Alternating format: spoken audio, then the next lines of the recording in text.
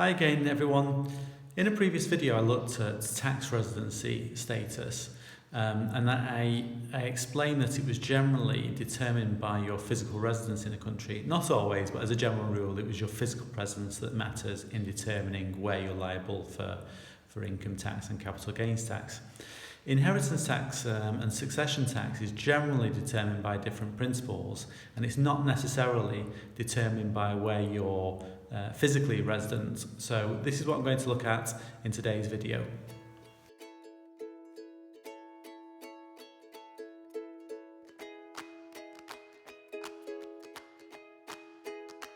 Okay, so from a Portuguese standpoint, inheritance tax and succession tax planning is very simple. There effectively is none.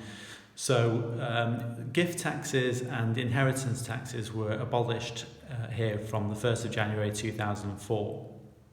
And it was replaced by a stamp duty which applies at a rate of 10%. But it's very limited in its scope, so it doesn't apply to direct line descendants, if you're leaving assets to your children, your grandchildren, great-grandchildren, etc. It doesn't apply if you're leaving assets to your direct line ascendants.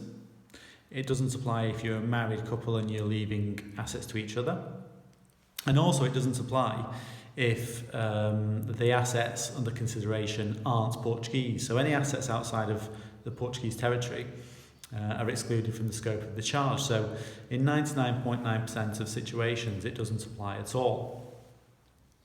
What we do have to consider, however, is the laws of your nationality. Because it's not necessarily your residence status that determines your liability to succession tax. Now, for a lot of you watching this video, we have a lot of UK nationals as clients, and so the concept of domicile comes into play, as it's your domicile status that determines your liability to UK inheritance tax. So what is domicile? Well, domicile is a principle of private international law, and in broad terms, its meaning is where is your permanent home? And it's a bit of a strange concept, it's a very grey area of law. But for UK nationals, you're deemed to have your domicile from your father. So if your father was from the UK, you have a UK domicile of origin, and it's that determines your liability to UK inheritance tax. And that's a very simplistic explanation, and there are various nuances to the concept. But the implication is that those of you that do have a UK domicile of origin will pay UK inheritance tax on your worldwide assets. So it doesn't matter if you're a tax resident in Portugal, if you still have a UK domicile, you still pay UK inheritance tax. So unlike residency, we can change that very easy. It's simply about moving countries and limiting your time in other countries. Domicile is much more adhesive, so it requires a lot of commitment to escape the UK domicile tax net.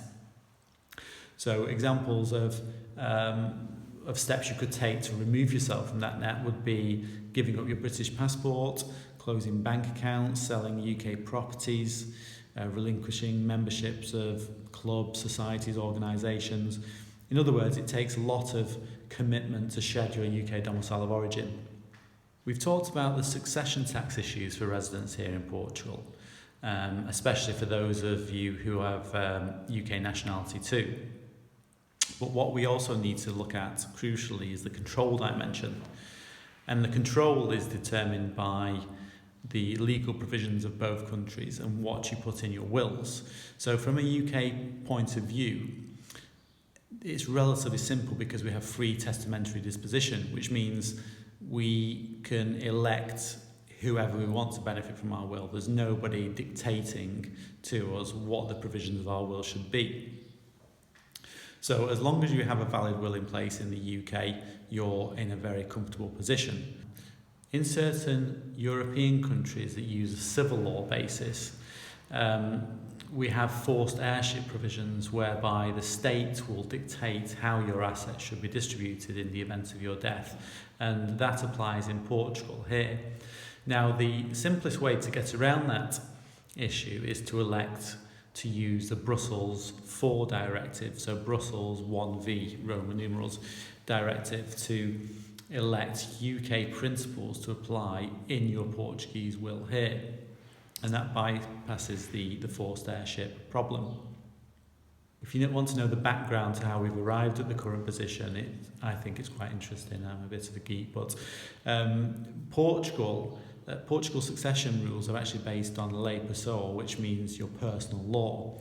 So in the event of a UK national, for example, the Portuguese provisions would say UK legal principles would apply because that's the law of your nationality. The UK would agree with that interpretation as well, because the UK's provisions are in line with domicile, as we've discussed earlier, and that would generally sync with nationality as well, so they're consistent with each other.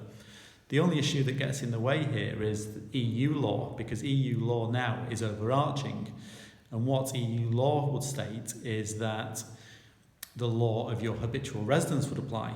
So it's circular. It brings us back to the fact that if you're residing here in Portugal now, Portuguese legal principles would again step in. So you're back to square one, you're back to the forced heirship provisions. So again, that's a little aside. It's just giving you a bit of an explanation of how we've arrived at the current position. But in short, use Brussels 4, and that will get around any issue that you have in respect of forced heirship as a Portuguese tax resident. So that's it from me for now on the subject of succession tax and inheritance tax issues in Portugal. If you've got any questions, please don't hesitate to contact me. As promised in my introductory video, I'm always going to mention references so you can look at source material if you wanted to. For this, I was using this book. I'm not sure if you can see that. Conflict of Laws, Clarkson and Hill's Conflict of Laws book, which is a really good book covering private international law. It's very in-depth and technical, but if any of you are that way inclined, it would be quite a good resource. And of course, the podcast I referred to in the previous episode, which is International Tax Bites by Graham Jackson and Harriet Brown. Again, strongly recommended, and I'll put the link to the description and the video below, and look forward to seeing you in the next video. Thank you.